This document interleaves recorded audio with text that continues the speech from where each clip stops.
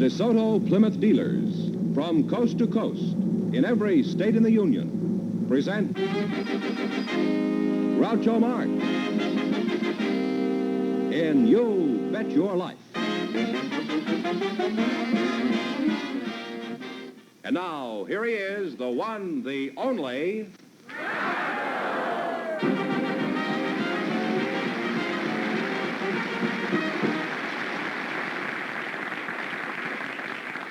Not overdo it now. Well, here I'm again with $1,500 for one of our couples. Don't even say the secret word. The duck will fly down and pay him $100. The buck will fly down, pay him 100 ducks. The word tonight is money. George, who's first? Well, Groucho, Why were you looking at me that way? I was waiting for you to ask me just that question. Oh, I thought perhaps you were admiring me. Oh, well, that too. That was secondary, then. On the square, you're the plainest man I ever saw. Carpenter joke. Now, would you like to meet our first couple, Groucho? Frankly, no. Well, I think I'm going to bring them in anyhow. Drag them in, I don't. They're Miss Irene Vidziunas and Mr. Walter Scheibel. They volunteered to be on our show tonight, and here they are. So, folks, would you come in, please, and meet Groucho Marx. Now. What? You see? Did I say no? What a fool I was. Welcome for the DeSoto Plymouth dealers. Say the secret word and you'll divide 100 smackers. It's a common word, something you see every day. Irene Vesuvius, huh? You're a volcano, huh? Not quite. What is that? Vidziunas. Vidziunas? Yes, you see, in Lithuanian we have a little mark over the Z, and that makes it a Z. Well, you can't notice it from here, huh? Irene, where are you from, heretofore? I beg your pardon? No, I don't blame you for saying that. Where are you from originally? Lithuania. Where do you spring from? Lithuania. Oh. Walter Scheibel, huh? That's correct. Where are you from, Walter? New York City. I was born number 13, East 113th Street. Is that so? Third floor. Third floor. In the back, I presume, huh? What did you do in New York? Did you have a job? No, I joined the Navy when I was 16, Groucho. To see the world? No, I saw a motion picture called Behind the Door with Hobart Bosworth in it. He was a New England fisherman, and a German submarine come up, manned by Erich von Stroheim. Yeah. And they were out in a rowboat, and they snatched his wife, and Bosworth swore revenge, and I thought I'd join the Navy to help him out.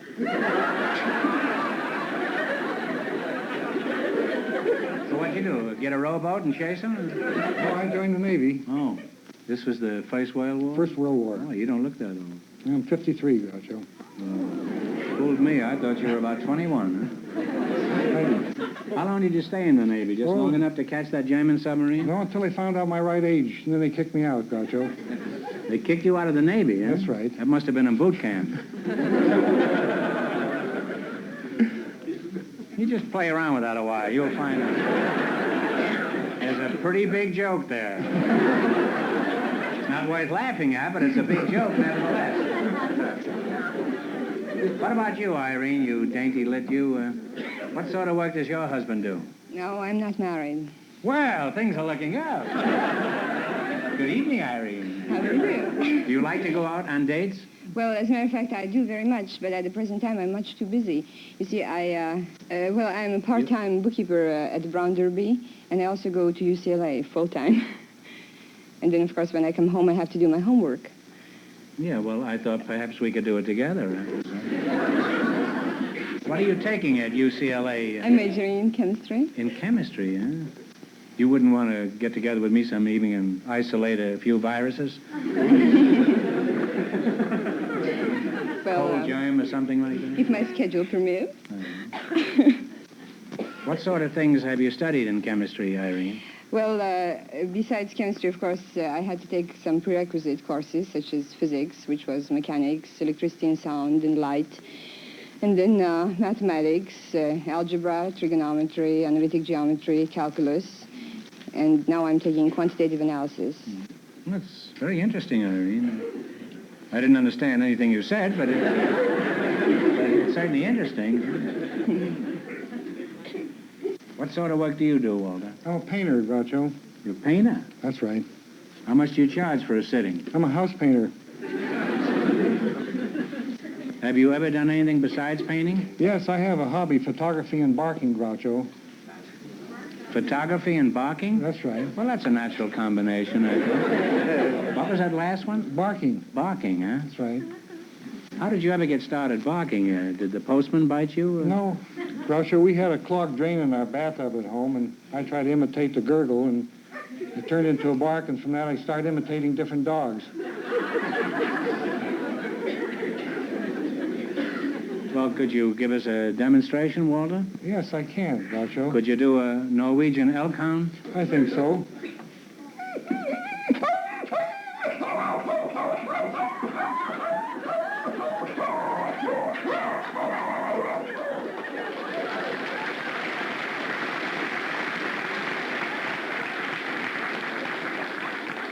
That sounds more like the clogged drain to me. I'm curious, how did you become a professional barker? Just where do you do this barking? Well, Groucho, Is there a field for this thing? No, there's not, but I generally go, when I do shopping, I go in the banks or in the grocery stores, and so many people have gloomy faces these days that I bark a little bit when I see them, and they perk up and start smiling real happy. Well, if you're going to bark, why don't you do it in a butcher shop where it'll do you some good? Why do it in a bank? Well, that would help out too, Groucho. Is there any future in television for your talent? I don't think so, Groucho. If you've watched commercials lately, most of the commercials advertising dog food, the dogs talk. That's true. That's what's happened. And 4 years of television, and look what's happening. Yeah. We've got talking dogs and barking people. Well, it's time to call a halt to the small talk. If you win some money, you can do some whining later on. Now you're going to play You Bet Your Life, and you win more money than our other couples, and you'll get a chance at the big question. You should have a very good chance here tonight with Irene, because Irene is mixed up with so many studies at school that I don't understand, that she must be a real hep cat when it comes to intelligence. Something. I never thought I'd work myself out of that. This is a culinary quiz. 15? What shall we start? 15? Okay. Fine. I'm 50? game. Remember, one answer between you. Fine. Fine. Now, on the $50 one, what are oolong and souchong? That's a Chinese. Chinese dish. Right? What are A they? Chinese dish. Well, no. There are many Chinese dishes. These are varieties of tea. All right, well, you've still got many chances to win a lot of swag here. Which question do you want this time? 60? Let's try the 60. 60. If France is the home of Roquefort cheese, what country is the home of Edam cheese? E-D-A-M. Switzerland. Switzerland? Yeah, that's this. Switzerland. No. It's Holland. Holland. All right. And I knew that. No despair yet. You've got 2 more chances. Which one do you want? You ended up 70? Yeah. All right, let's take the 70. 70. The unit used in expressing the energy and heat-producing value of food is called what? A lot of people count them. Yeah, that's right. Calories. Calories is right. Well, you now have $70. Now, which one do you want? Let's try the 80. Let's try the 80. 80. What do you call the metal or wooden pins used to keep meat or poultry in shape while cooking?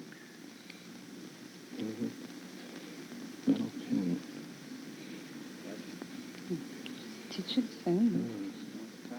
Stitches. Pivot? No, skewers, they're called. Skewers. S-K-E-W-E-R-S. All right. And you wind up with $70. Well, thanks and good luck from the DeSoto Plymouth Thank you, dealers. Groucho.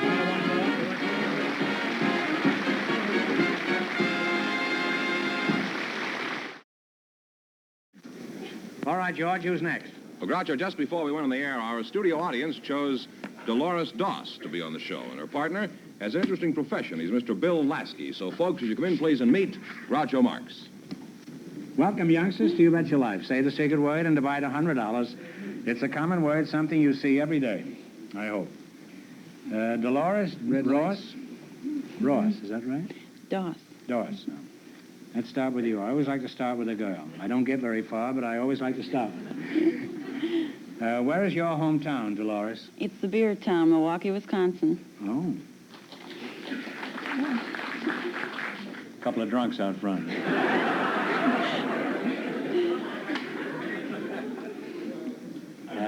How old would you say you were if you were just taking a guess, Dolores? 23. 23. Well, that's a ripe old age, huh? If you weren't taking a guess, how old would you be? 23. Same thing, huh? That's right. No time off for good behavior at all.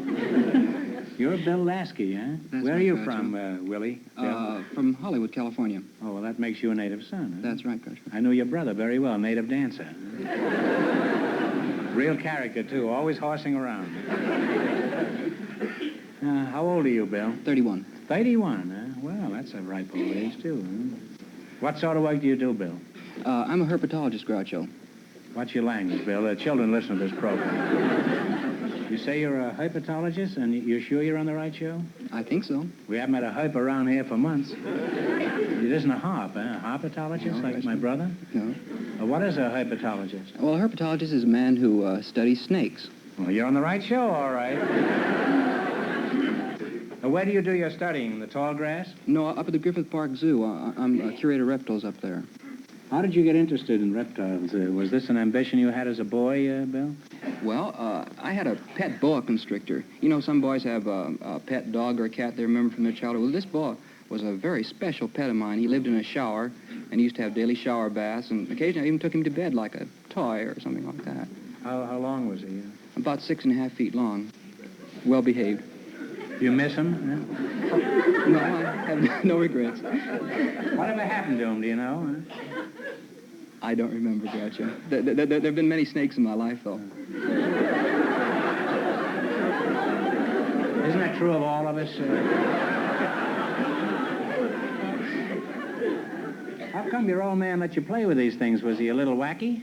No, I don't think so. In fact, Groucho, I believe he's a friend of yours. Well, then there's a chance that he's wacky. You say he's a friend of mine? Yeah. Bill Lasky? Your father is Jesse Lasky, the movie producer? That's right, Groucho. Well, I know him very well, and a nicer guy who never lived either. We did a lot of movies for your father, you know. Why don't you tell the people something about your father? He's one of the most illustrious pioneers of the business. Mm-hmm. I think the most interesting thing I probably could say would be that the very site of this studio, right where we're standing now, was the old barn, the barn site of famous players Lasky, which was the first company, I believe, in Hollywood. You can probably help me on these things because, as you remember, I was very small at the time.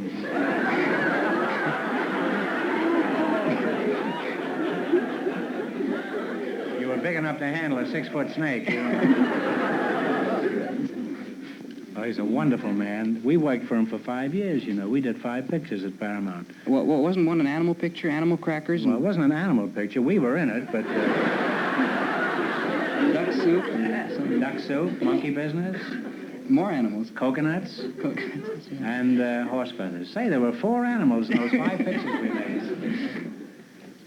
Didn't you ever visit the set when we were working there with my brothers? I don't remember. I would have been a very, very small boy. Yeah, I know.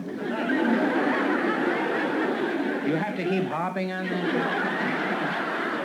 You're not a herpetologist, you're a harpologist. Now you know why this boy got interested in snakes. He thought he was seeing them, and he really was. He was seeing us on the set. Well, you're a nice young couple, and I'd like to keep on talking to you two, and I hope you're very happy together. No complaints. No complaints. Now it's time to play You Bet Your Life. In the race for the $1,500, the first couple won $70, and the secret word is money. You've met Mr. Fenneman? Yes, we have. Hi. He's on sundry shows. He sells sundries on another show. Let's see how much money you can make. You selected the animal kingdom.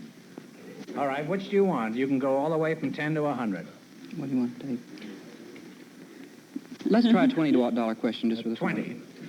What bird is known as the harbinger of spring? The harbinger of spring. Yeah. It's the robin. I heard you. It's the robin. That's right. Well, you're on your way. You have $20. Now what? $40. Fine. 40. What kind of birds arrive on schedule at a California mission every year? The swallows of Capistrano. That is right. The swallows of Capistrano. You now have $60. Now what? You decide now. You've done good so far. Well, That's a typical woman, shifting the responsibility, huh? $60. 60 do there? Fine. Do my best. Okay. In the rhyme, who killed Cock Robin? Kill Cock Robin.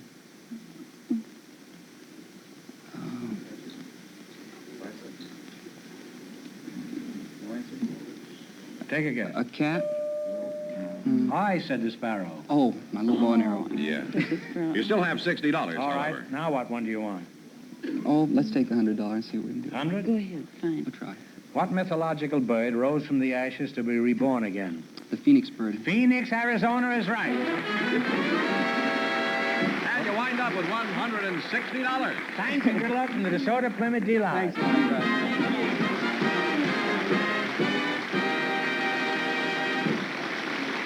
Oh, we have some people with interesting jobs for you now, Groucho. So, Mrs. Ruby Williams and Mr. John Lee, would you come in, please, and meet Groucho Marx?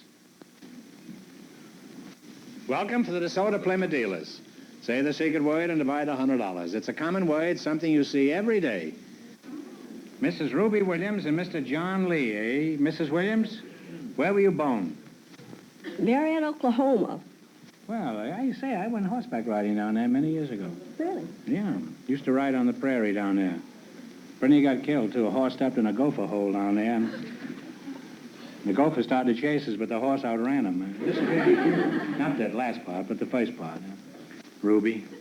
You don't care if I get familiar and call you Ruby, eh? No. Are you married? Yes, I am. Uh-huh. How did you meet your husband? I presume you met him. Well, I was manager of Western Union in Wagner, Oklahoma. And I was living... Funny, I was saddle riding in Wagner, Oklahoma once.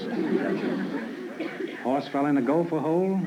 The horse stayed there, and I rode the gopher the rest of the way. So help me, you can ask Cal Tenney if that ain't true. You say you were in Wagner, Oklahoma? What were you doing there, Ruby? I was manager of the Western Union. Oh, and did you get married in Oklahoma? That's right. Well, then it wasn't a Western Union, it was a Midwestern Union. One of those things. You like that, huh? That's very good. It was rather cozy, wasn't it, huh? Very pretty. You're Mr. John Lee, huh? That's right. Are you one of the Lees of Virginia? No, I'm from England. Oh, you're one of the Lend-Lees, huh?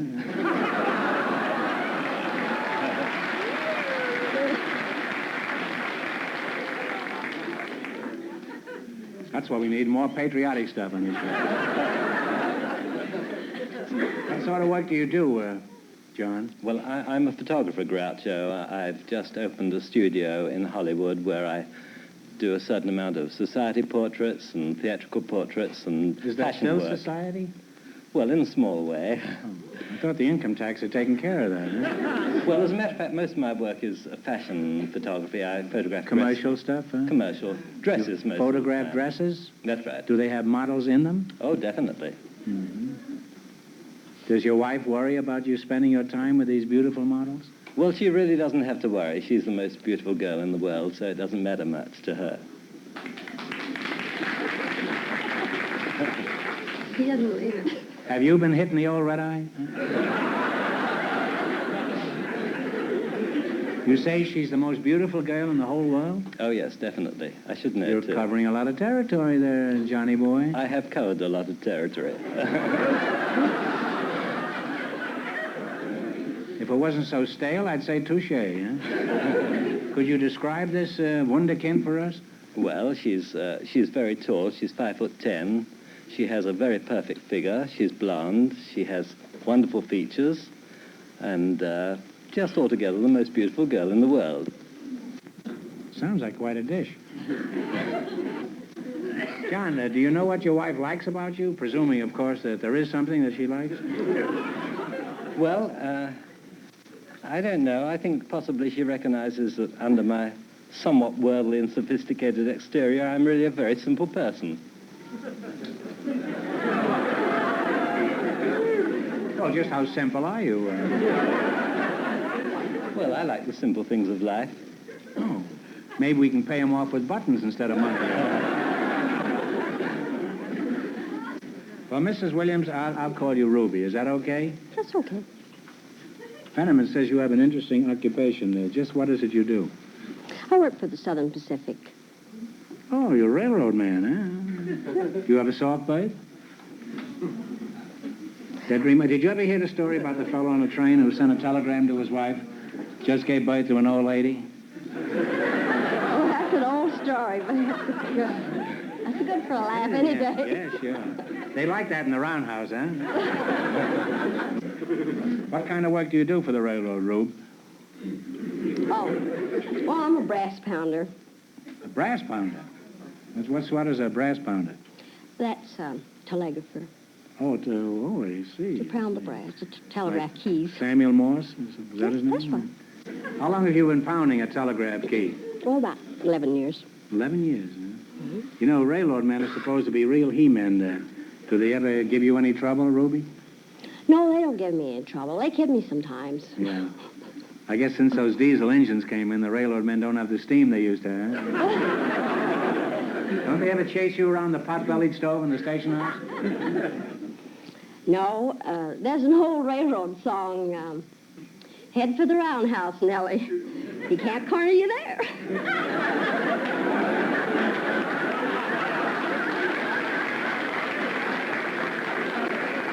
My gosh, I've been railroaded.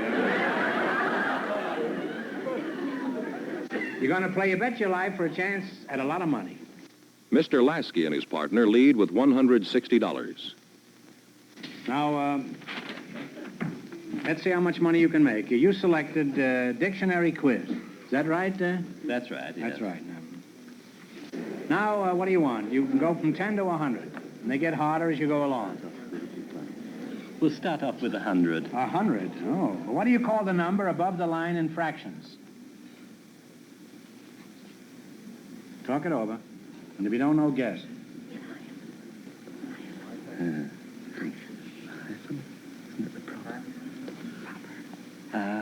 The hyphen? It's the numerator. Numerator. All right, well, there goes the $100 one. Try the 90. 90. All right, if you had acrophobia, what would you be afraid of? Heights? Great heights is right. That's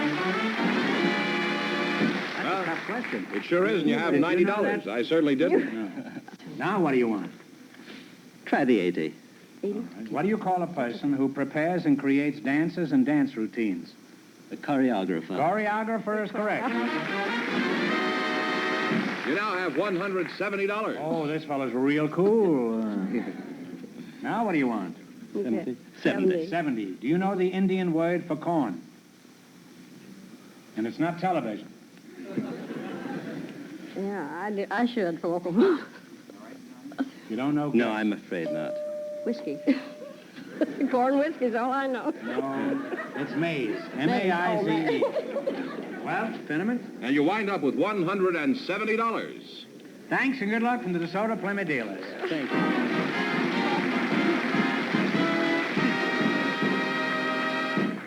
And that means that the railroad lady and her partner with $170 in just one moment will get the chance at the DeSoto Plymouth $1,500 question.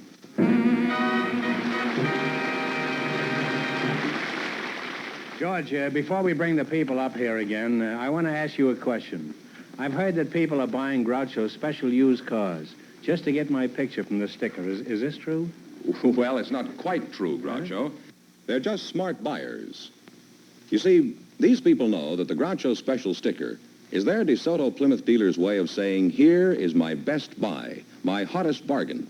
You see, the wonderful new Plymouth and the magnificent new DeSoto automatic are really moving fast. So to get them, people are turning in their cars, many hundreds of fine cars, top condition cars.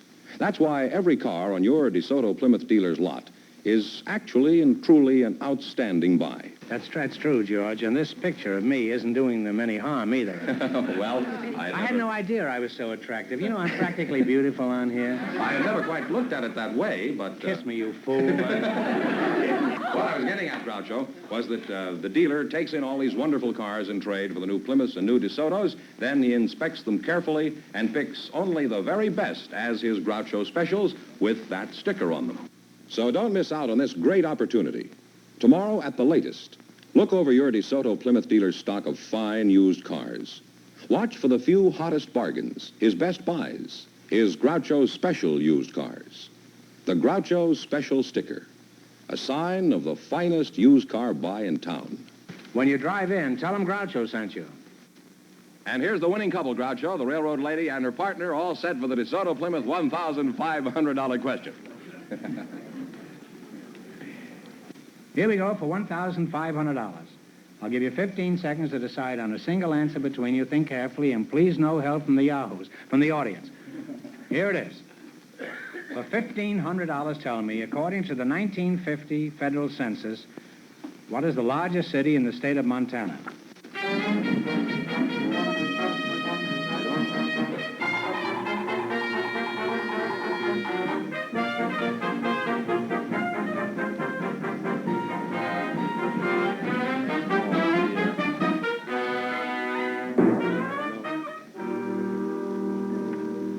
What's the answer you two have decided upon? Well, we really haven't much idea, but we'll guess Butte. No, I'm sorry. The correct answer is Great Falls. I'm sorry. That means the big question next week will be worth $2,000. Well, they lost the big money, but they did pretty well. How much they win? $170 in the quiz. Well, thanks and good luck and congratulations. And to all of our contestants on the show tonight from the DeSoto Plymouth dealers of the United States. Remember that the dealers who sell the dramatic and remarkable 1954 DeSoto Automatic with fully automatic power flight transmission also sell the new 54 Plymouth, engineered and built better to be your best buy in the low-priced field. DeSoto, Plymouth, two great new cars, both products of the Chrysler Corporation. Friends, go in to see your DeSoto Plymouth dealers tomorrow and see the 1954 DeSoto Automatic. And when you do, tell them Groucho sent you.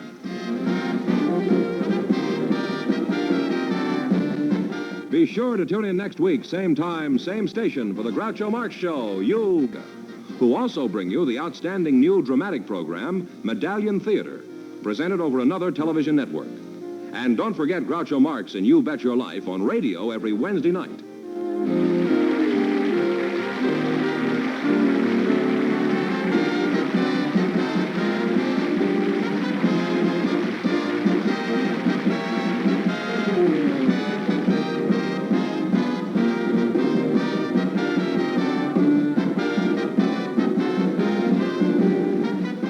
DeSoto Plymouth dealers join the more than 3 million YMCA members around the country in paying tribute to this worldwide organization during National YMCA Week.